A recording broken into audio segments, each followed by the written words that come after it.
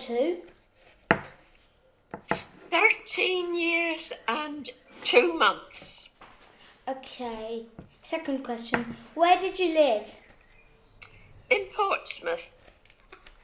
Okay. That's probably the worst question you asked. Okay. You know what Portsmouth is? The premier I know. naval port of England. Yeah. Don't let anyone from Plymouth tell you differently. How did you feel when the war broke out? Well, before war broke out, 2 days before war broke out, all the children who wanted to be were sent away to be safe. And my brother and I were sent to the New Forest.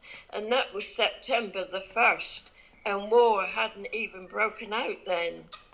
Okay. We were told it was just a practice. Did you travel during the war?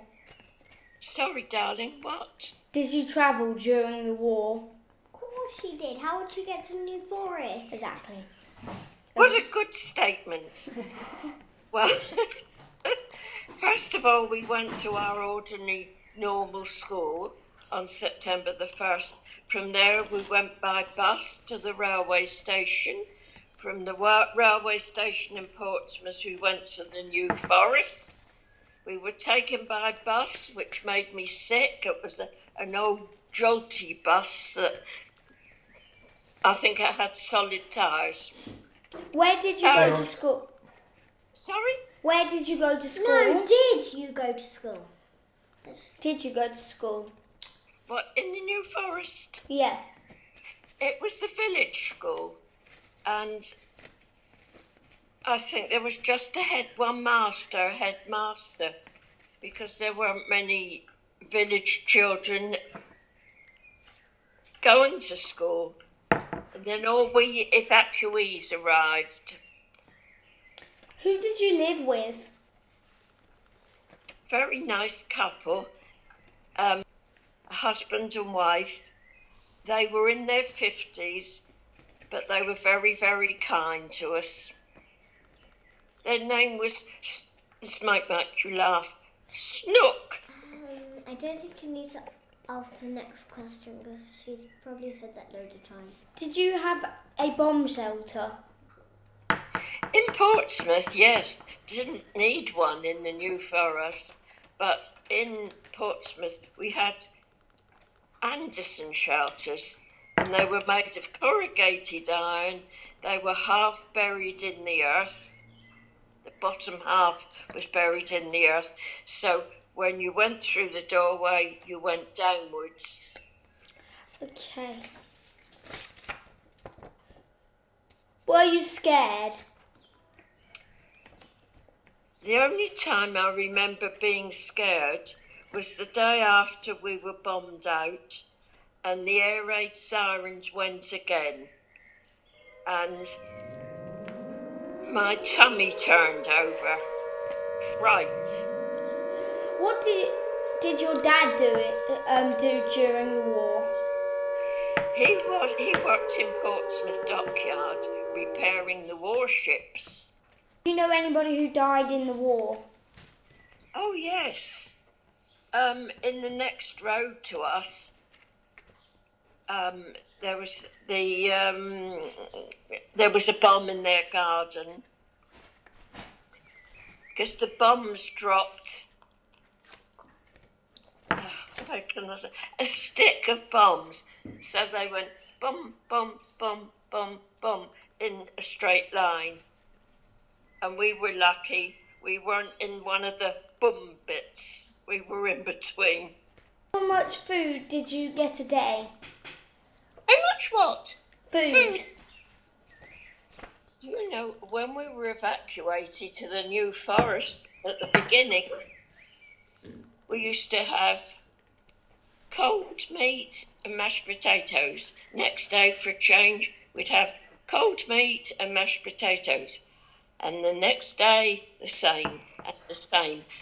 Then at the weekend, there'd be a big joint of meat cooked, and we'd have a hot dinner.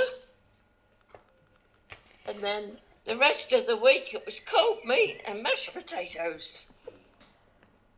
Last question. What do you remember about VE Day? Well, I met Grandad then because I was 18. And so Grandad and I were walking about Portsmouth. I think we went out to the seafront where lots of people were, but they weren't doing much, just walking about, looking pleased because the war was over. What happened when you were bombed out? Well, we lived in Portsmouth. We had come back from the New Forest. Uncle Stan, myself, and the siren went about 7 o'clock.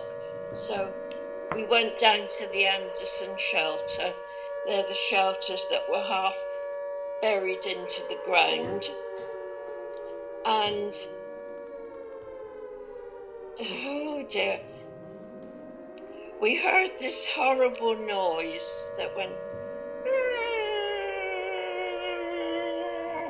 boom, and that was a bomb landing in next door's garden. And the man in there who lived there, he was in his Anderson shelter. But the bomb that came down squashed the Anderson shelter a bit, and he was trapped there, and he had to wait till the ambulance men came and got him out. And that happened in next door's garden. But we were all right because my granddad had built something in front of the door of the Anderson shelter. He had two great big boxes, long boxes, filled with coal, and they were in front of our door of the shelter. They prevented the blast coming into our shelter. But my brother, who was sitting near that door, he got the whiff of the cord out into his body. It's just tasted it. Into his lungs, I meant. Okay. So, when we heard the all clear siren go, that was a lovely noise, hearing the all clear. The siren didn't go, that was the danger one. You had to take shelter. The all clear just went, so you could climb out. My poor granddad had to push a couple of tons of coal out of the way before we could get out of the shelter. Because the blast from the bomb had shifted these big trunks of coal, and they were doing the job they were put there for, to shield us from the blast. And what happened to your house? Was that... Well, the roof, the slates went, and by an enormous coincidence, from that day we had already planned to move, and it was a big move. We went from number 35 Toronto Road across the road to number 36, and that became our new home. And the only thing wrong with it was a great big curbstone. They're about 4 feet long and about very, very thick. The stones that you see on your edge of your pavement, one had gone up in the air and through the roof. So for a little while we had a big hole in the roof of our new house. Okay. Excellent. Well, thank you very much, Nana. Sorry, darling. I just said thank you very much. Right, you are.